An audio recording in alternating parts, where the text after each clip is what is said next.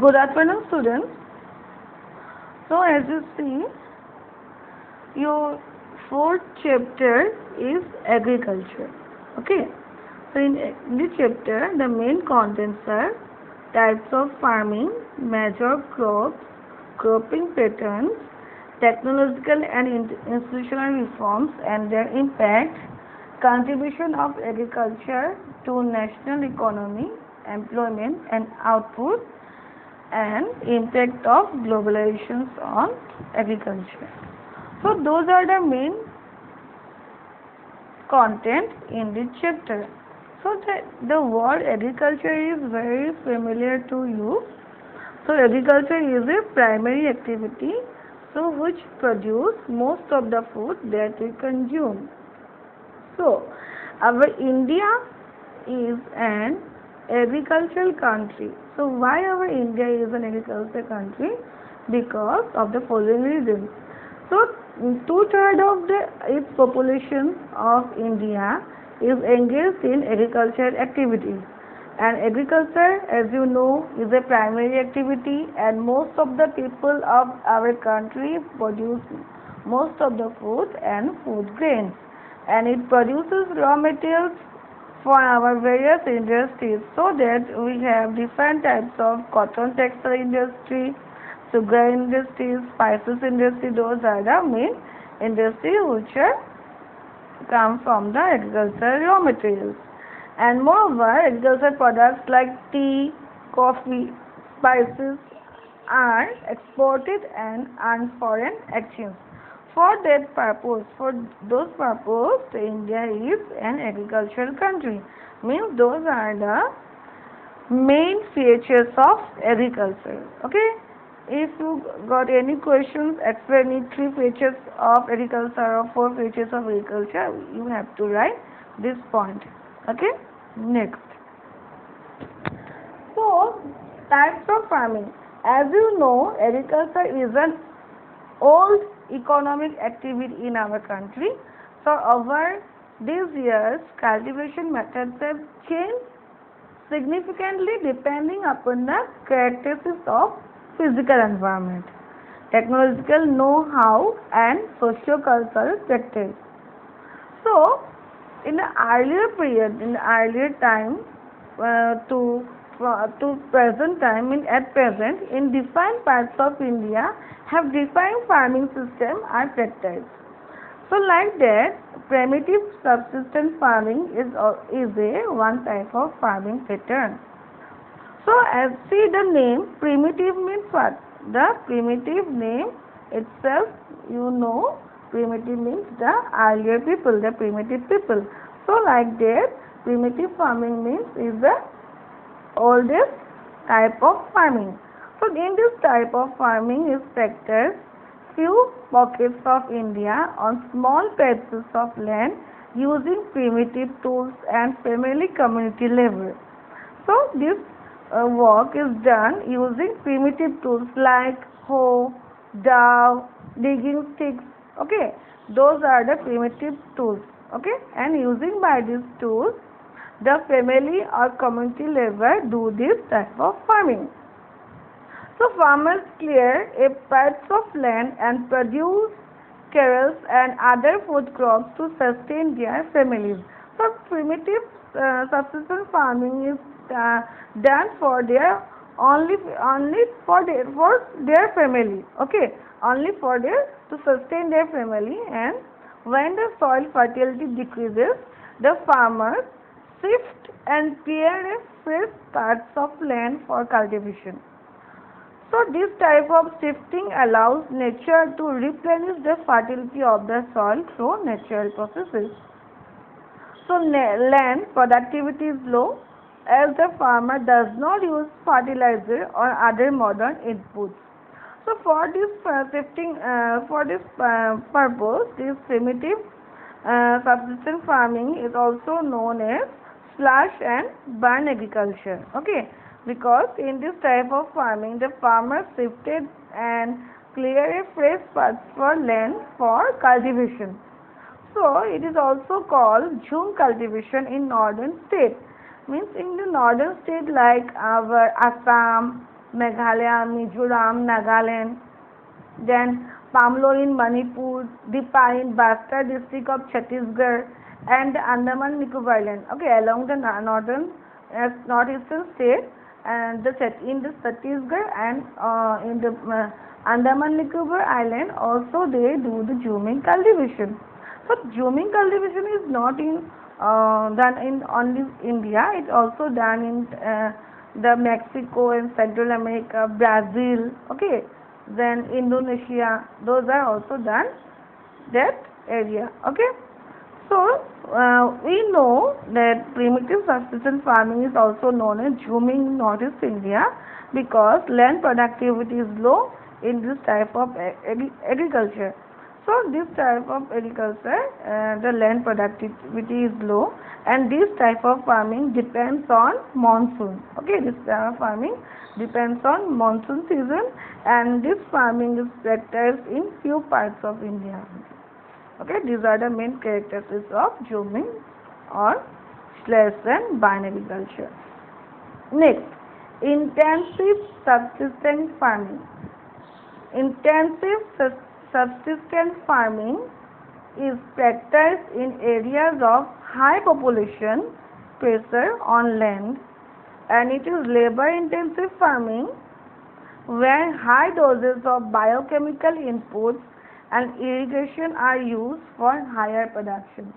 So, see, the intensive subsistence farming, in this type of farming, it is done or practiced in the area of high population, okay, and population pressure on land, and it is labor intensive farming because the labor used high dose of biochemical inputs and irrigation which is used for the higher production. So, can you name some of the states of India where such farming is practiced? Okay, you see the name of the state. Okay, state where such farming is practiced, and this farming is the leading of the division of land among successive generation has rendered land holding size uneconomic. Okay, and the farmers continue to take maximum output from the limited land in the absence of alternative source of livelihood. So there is enormous pressure on the agricultural land.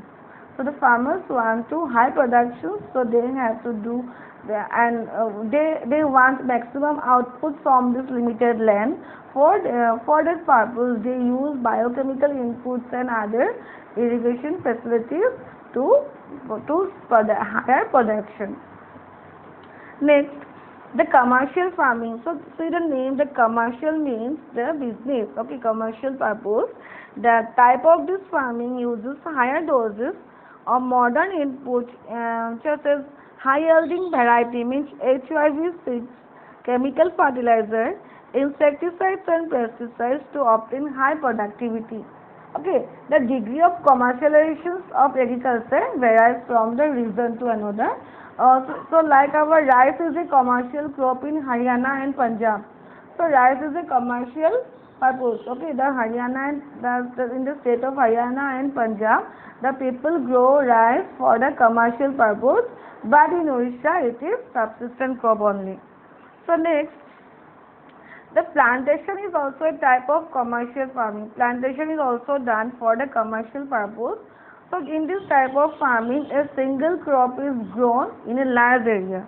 Okay, in a large area, only a single crop is grown, and this cover large tracts of land using capital intensive inputs with the help of migrant laborers.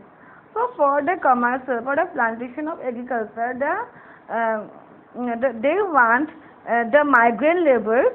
Okay, means this type of commercial farming is done which is only a single crop is grown in a land. Okay, and for that they want migrant laborers and they give the wages also, and all this the produce is used as a raw materials in industries. So in India, like tea, coffee, rubber, sugarcane, banana are the important plantation crops. Okay, so like tea in Assam and North Bengal, coffee in Karnataka, like rubber plant in Kerala, those are the important plantation crops grown in this state.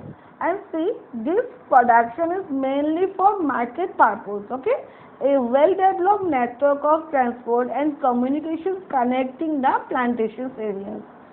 So this process, and it also helps to processing industries and marketplace. So it is an important farming for the farming practice for the development of the agriculture products. So here we see, okay, next one is cropping pattern. So India has three cropping seasons. Okay, means in India the cropping season, that means crops is crops are grow according to their climate conditions. Okay, means various types of food and fiber crops, vegetables and fruit spices and condiments are constitute some of the important crops grown in the country, and this type of crops grow according to their climatic conditions. So that in India the cropping patterns are divided into three parts. One is Rabi, next one is Kharif crops, and last one is Zaid crops. Rabi crops. Okay, so Rabi crops are sown in winter from October to December and harvested in summer season and from April to June. Some of the important Rabi crops are wheat, barley, peas, gram and mustard. So in India, states from the north and northwestern parts such as Punjab, Haryana, Himachal Pradesh, Jammu and Kashmir, Uttarakhand and Uttar Pradesh are the important for the production of wheat and other Rabi crops. So availability of precipitations during winter months due to the western temperate cyclones helps in the success of this crop, and it also helps the success of the Green Revolution in Punjab, Haryana, Western Uttar Pradesh and the parts of Rajasthan has also been an important factor in the growth of the above mentioned Rabi crops. So those are the important Rabi crops: wheat, mustard, peas. Okay, this is a type of Rabi crops. See the picture of the defined crops. So it is harvested in the time in winter from October December. It's sown in the time of October to December and harvested in the summer from April to June. Next one, Kharif crops. So Kharif crops are grown with the onset of monsoon. Okay, and different parts of the country, and these are harvested in September and October.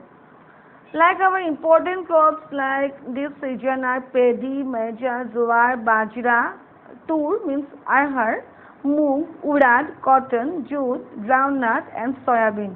Those are the important kharif crops which are grown in the time of onset of monsoon and harvested in the September to October month.